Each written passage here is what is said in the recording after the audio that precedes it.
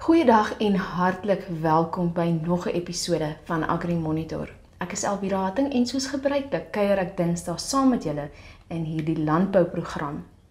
Nou in vandag se nuusgesprek kuier ons by die Neckartaldam waar die minister van Landbou, Water en Grondhervorming, minister Calle Schlettwein, die afgelope week dan 'n besoek afgelê het.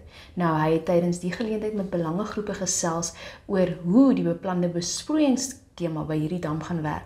Nou ons weet dat hulle beplan om meer as 5000 hektaar hierso onder besproeiing te vestig. Dit sal beteken 60% van die land se landbouproduksie of kapasiteit onder groenskemas lê dan nou in die suide.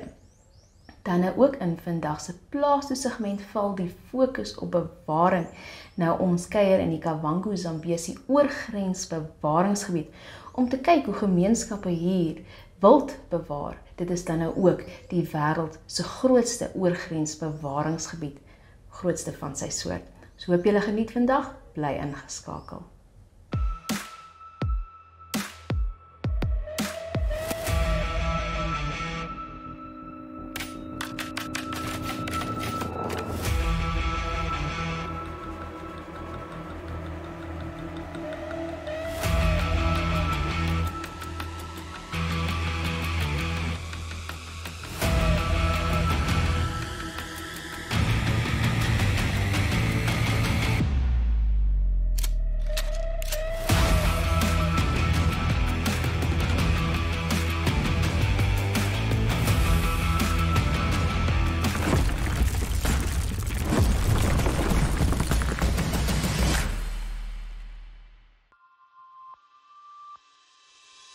Funding part of it and the risk aspects that are related to the potato production is also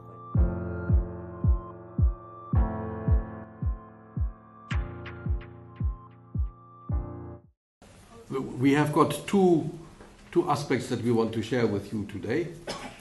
One are the socio-political aspects around the project, and the second part is a technical presentation of where we are with the dam, what lands we have acquired, what quality they are, so that we give you and share with you where exactly the project is positioned, and Dr. Gurare will give you that presentation. It's a brief presentation on the technical aspects.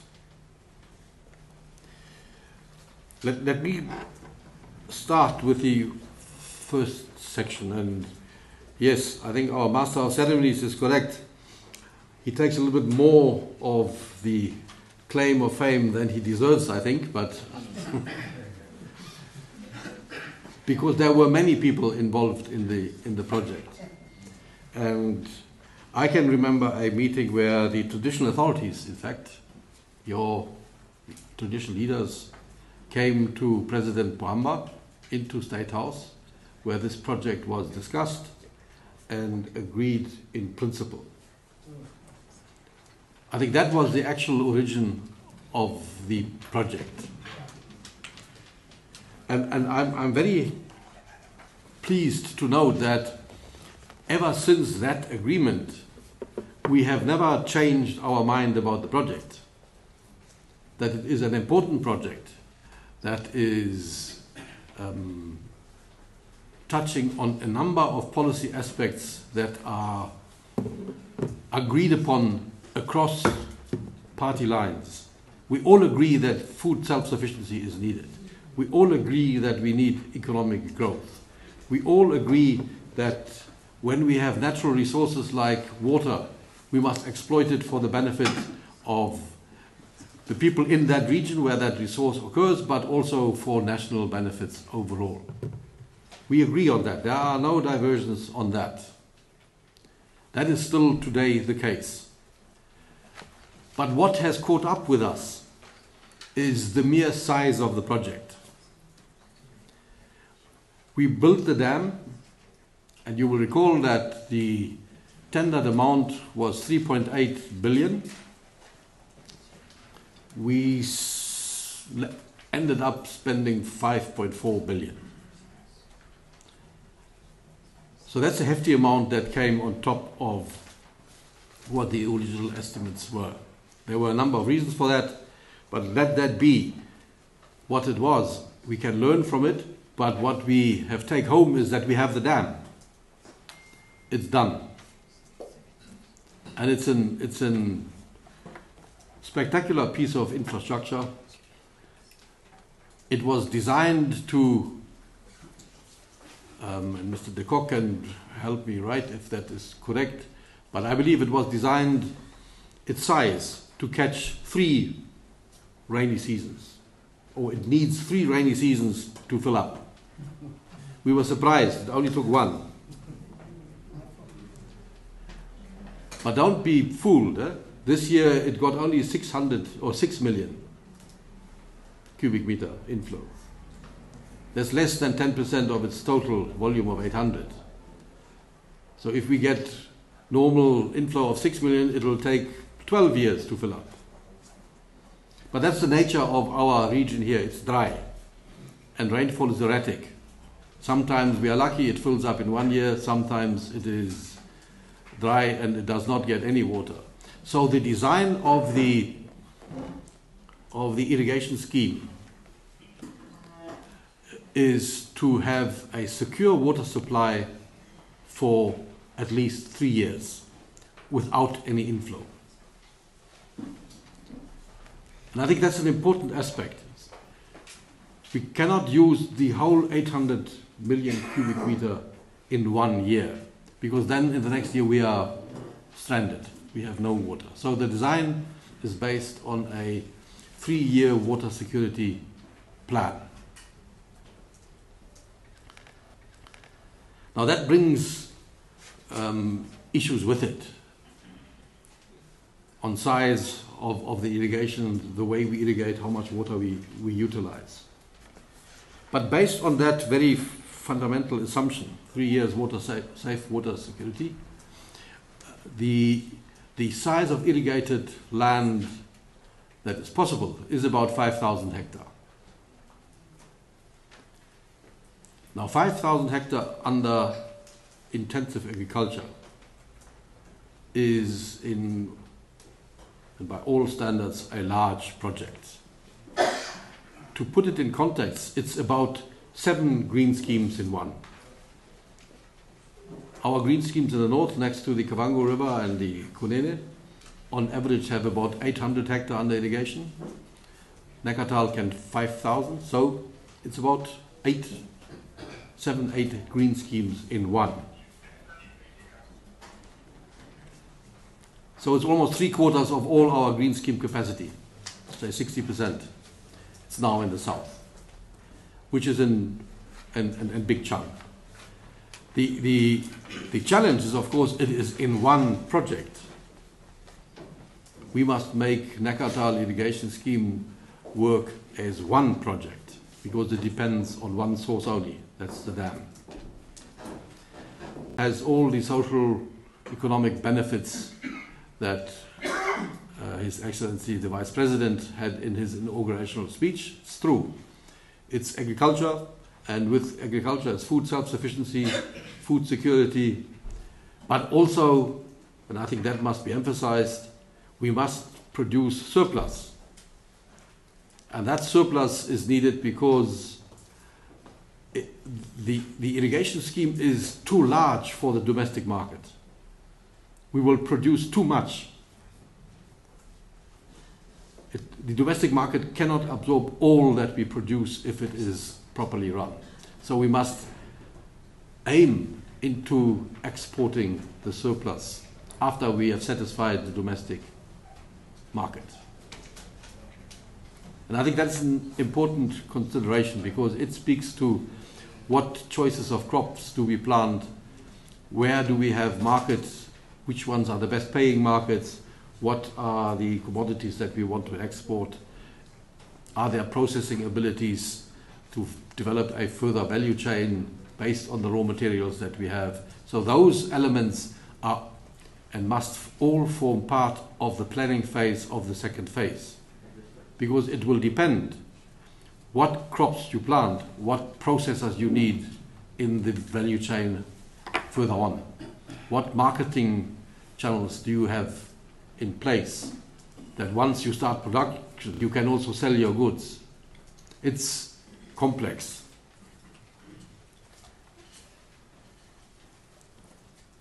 But be it may, as it may, complex issues can be solved, and it is our job to solve it. Now, coming to you people here in the hall, and the governor was very clear, one of the principal policy objectives still is, and always was, that the region benefits from the project, from the output of the project. And there are equally complex issues that we have to address. They are, how do we divide the land? We have bought the land now. We have got about 11,000 hectares already, of which about 4,000 are already identified as good irrigation land. How is that divided? Who gets the benefit of that land? Who are the farmers that will benefit? We want to hear from you. What kind of model do you believe is the best? Number of small-scale farming operations attached to the same green scheme. And the principal plan is that the large operator can support the medium and small operators with or through using its economic leverage by getting fertilizers, fuel, power, water to the irrigated fields at a favorable price. Now, if we extrapolate that model onto Neckartal, we will have one very large operator and then several medium-sized and small-scale operators. That would be one model. Another model would be we subdivide it into 5 green schemes of just over 1,000 hectares each. So 5 largest operations with many medium and small-scale operators attached to it. And then there are everything in between it. We can have it only small-scale operators. We can have it only large operators. So the options are many. But we must get consensus on these options with the community here. Because if we do not have agreement how we go ahead, we will struggle to have it an operation that brings about the real benefits that we all wish for. Did you know you can buy a new or second-hand vehicle such as light delivery vans, trailers, small trucks and tractors for agricultural use? The repayment period for these vehicles ranges between 5 and 10 years. Contact your nearest Agribank branch or visit our website at www.agribank.com.na for more information about this loan product. You can also visit us on Twitter, Facebook, Instagram, LinkedIn and YouTube. Agribank, your all-season bank.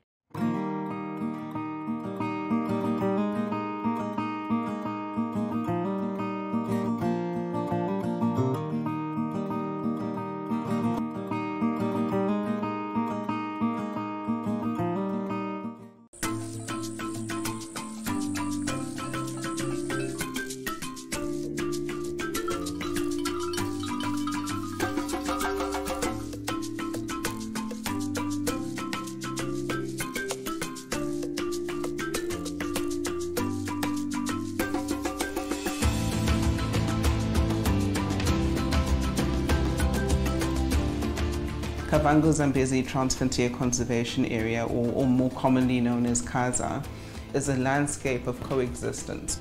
Large numbers of wildlife moving constantly as the environment changes, as weather changes, to different protected areas.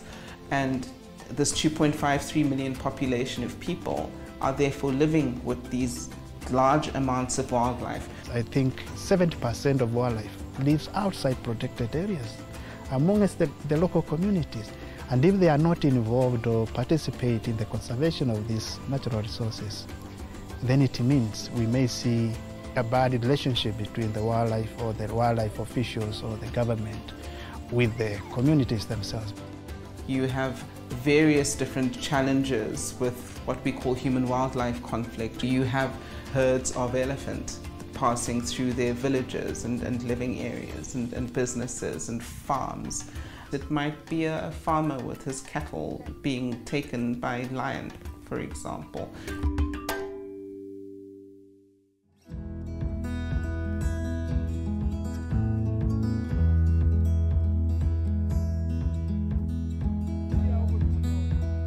The community conservance model is the one in which the community resides and they have a zoned area where we have grazing lands, where we have farming land, where we have wildlife area, and this zoning is done with the community. So they have ownership of the project, and everything that they do, they know that it belongs to them. So this is why they are very excited. Communities are able now to form what we call conservancies, so that they can have the user rights to manage and utilize natural resources sustainably for the benefit of their members.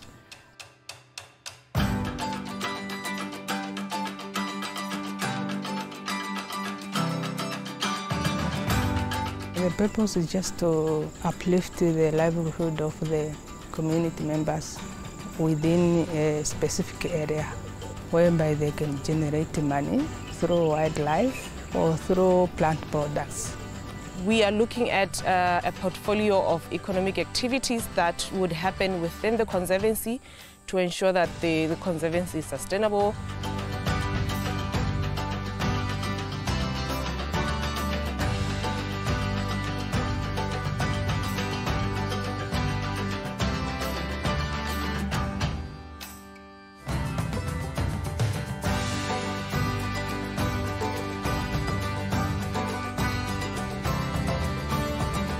%50 goes to the operation of the conservancy, 50% goes to the community, which is in terms of project, whether it's water, electricity, or whatever project to help in school and churches, traditional authority.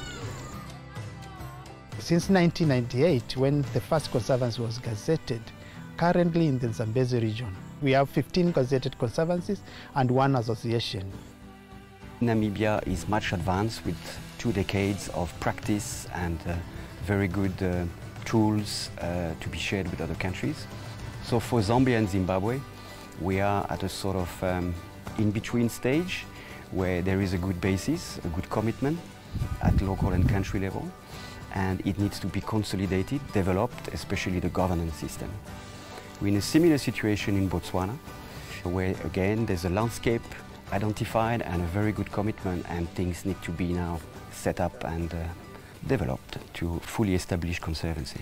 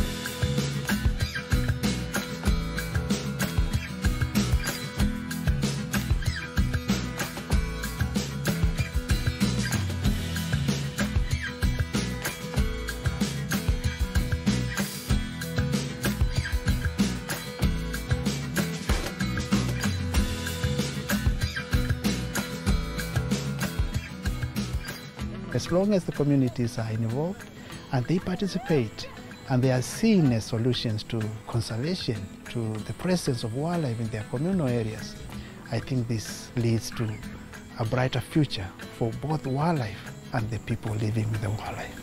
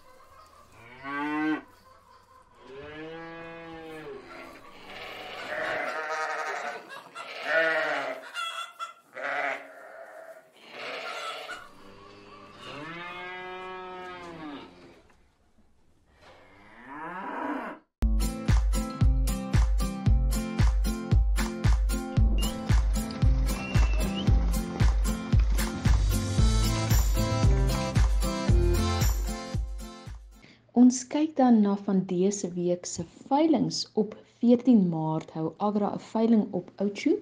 Karoo Oes is op Onderombapa.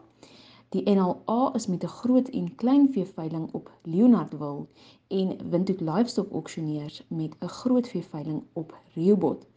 Op 15 Maart is Agra met veilings op Alp, Rehoboth en Helmeringhausen.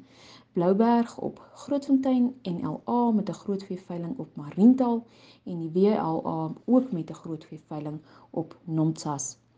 Op 16 Maart is Agra met 'n veiling op Otjiwarongo, die NLA met 'n groot en klein veeveiling op Bloemvelde en die WLA met 'n groot veeveiling in Windhoek. Op 17 Maart is Agra met 'n veiling op Gobabis, Blouberg het 'n veiling op Otawi en Namboer het 'n kommersiële lewende hawe veiling by Marua Mall. Die NLA is dieselfde dag met 'n veiling op Stampriet. Nou ja, dis 'n veiling van Jimmy O. Kennedy en Wallace Teron as ook gasverkopers.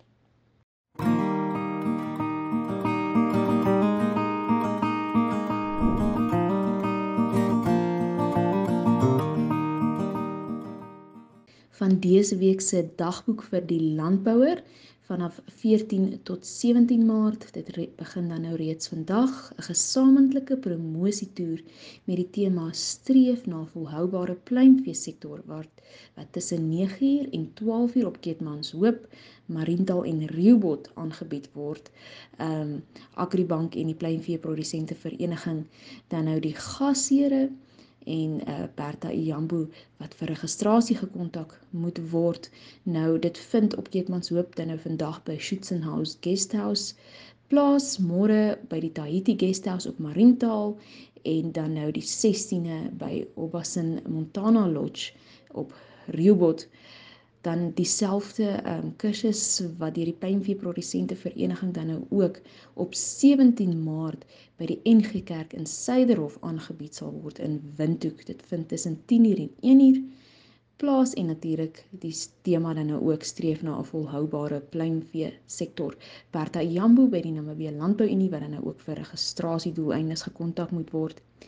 Op 4 en 5 April hou die Akkerbou Produsente Vereniging al jaarlikse ledevergadering en inligtingsdag op 4 en 5 April by plaas Venus in die Grootfontein omgewing. Nou ja, die tema vir hierdie jaar is alternatiewe gewasse en 'n spesiale fokus dan nou op sonneblomme. Ook dan nou Bertha Iyambu by die NLU wat vir registrasie gekontak moet word.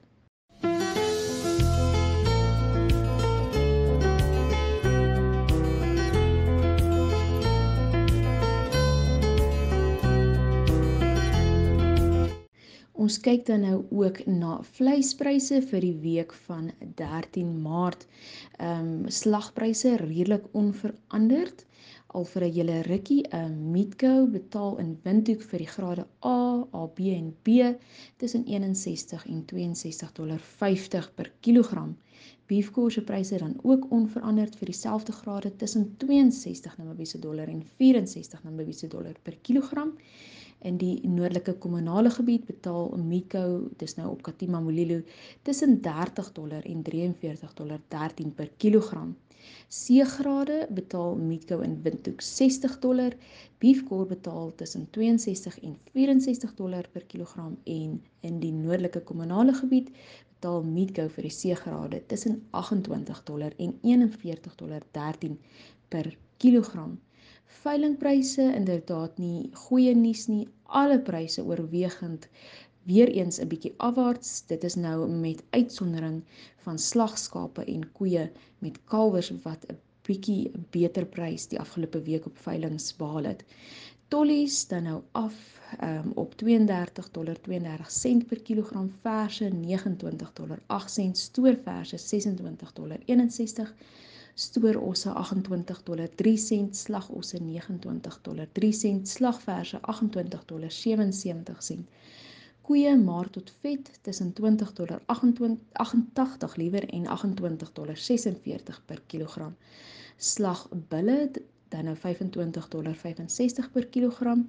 Koeie met kalwers 'n bietjie beter prys op $13.630 per koei met haar kalf en dan nou slagskape ook 'n beter prys.